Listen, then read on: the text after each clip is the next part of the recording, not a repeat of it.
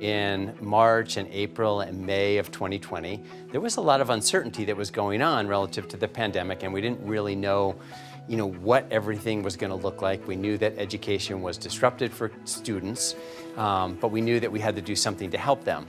And during this period of time, I was involved in a lot of national calls with other national school leaders. And oftentimes in these conversations, the dialogue would kind of travel to these places that made me feel a little bit uncomfortable. They would talk about, well, what we're going to really do is we're going to extend the school day, and we're going to have Saturday school, and we're going to have, school all summer long for everyone. And I just thought to myself, I'm like, this is not what these children need, having had their lives completely upended and become isolated in so many ways. I said, what these kids really need is they need to get out. And I used to say, these kids need to get grass between their toes, they need to climb a tree, and they need to skin their knees, because that's what kids do. And if we do that, then when those students return into school, when they return to the learning environment, they're going to be refreshed. We will have rekindled that curiosity for these kids so that they're going to be happy to be back. But then as we began to put the program together, and we began at that point as well to see the emergence of a lot of the mental health issues that our students were struggling with, anxiety and stress, and really just the uncertainty about what did I just go through. We realized the importance of making sure that we provided, supports and resources to those students. And so this is when I reached out to the Community Behavioral Health Association. I said, hey, can we do something here? Because I have this need and you guys have this capacity and skill, and I would love to marry these two things up. And oh, by the way, I am going to have thousands of children across New Hampshire in summer camps, and that would be a great place to engage them and help to support them.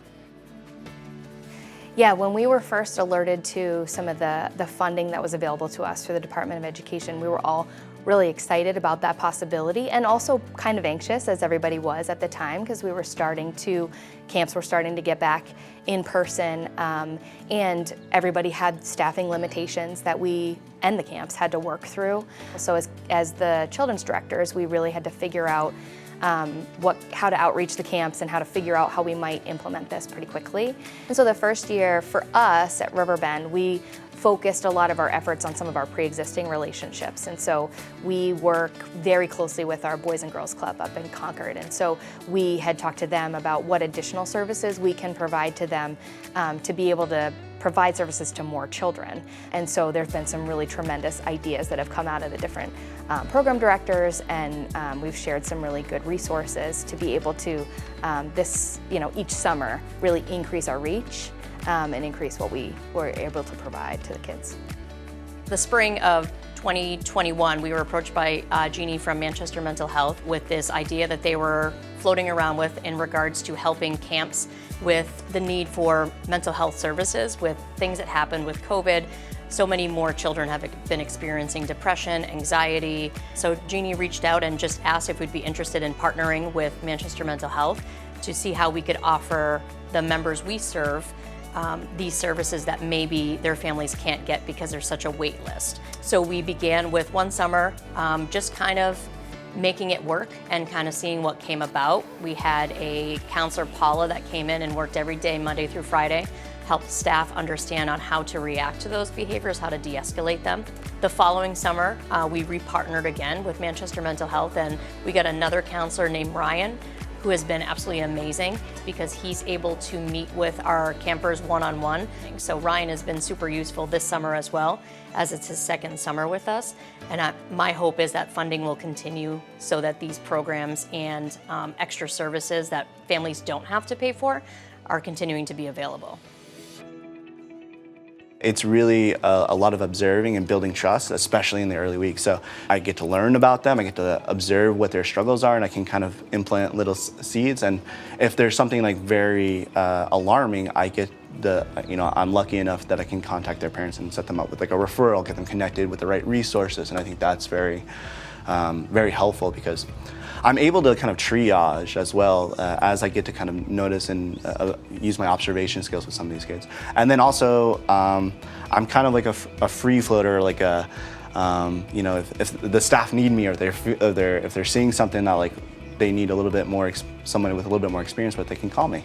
So I have a walkie-talkie, they give me a ring, and I go and I assess the situation and I provide any support that I can. There were a number of people who just said, there's going to be obstacles, there's not enough resources, we don't have the capacity to support these kids, thousands of kids across the state in these camps, we can't do it. And yet they all came together and they did do it. And what a beautiful response it was, because I think that they all recognized the need, and all we had to do as a state is to create the mechanism and the infrastructure to allow them to be successful at what they do in supporting our children. And so I could not be grateful enough for the work that they did, and I just so appreciate so many of our camps stepping forward, so many of our clinicians stepping forward to support these children in these environments. That first year, we didn't even get the funding until mid-April or the end of April, and we're going. And so then we just did everything we could to kind of roll this thing out, and everybody just jumped in and got engaged. I think everybody could see, everybody had a vision for how this would benefit the children of New Hampshire. And so I don't think there was anybody who was complaining. Everybody was just how do we stay on mission and try and get this done, which was awesome. Pre-COVID, we had maybe a handful of members that we saw that would show behaviors of anxiety or depression. Now I feel when the world shut down and they just didn't have that communication, daily interaction with their peers or other adults or just the world itself, really closed down a lot of our kids, and reopening them back up when our doors opened was quite a task. We did open our doors for youth for a very small amount of members during COVID when everything was shut down and the schools were shut down. And then we gradually opened our numbers more and more as schools began to open up. And this was the first full year that we've been back to the max numbers we've been at, including camp this summer. So you definitely see more and more. And I think it has a lot to do with the willingness of society being open to these things that people were so closed off with before. So yeah, Manchester Mental Health has contracted with other counselors and have put them out in other camps. And luckily we're fortunate enough to also meet every Wednesday in the mornings at 8 a.m. We talk a little bit about our experiences and what we're seeing, what we're observing, what things have been helpful, what things aren't being helpful. So I think that's showing that if we're meeting together and it's a group of us out there, there's never not enough work for us to be doing. I definitely don't feel like I can't be busy. Yeah. In some sort of way, yeah. So sometimes people say to me, so Frank, what is the point here? Why? And really, if I were to say my call to action is a call for all of us in the state of New Hampshire, all the adults anyways, to just recognize that children are works in progress. These are hungry, curious little machines. And our job as adults is to protect them, to nurture their curiosity, to give them opportunities to go out and play and experience life.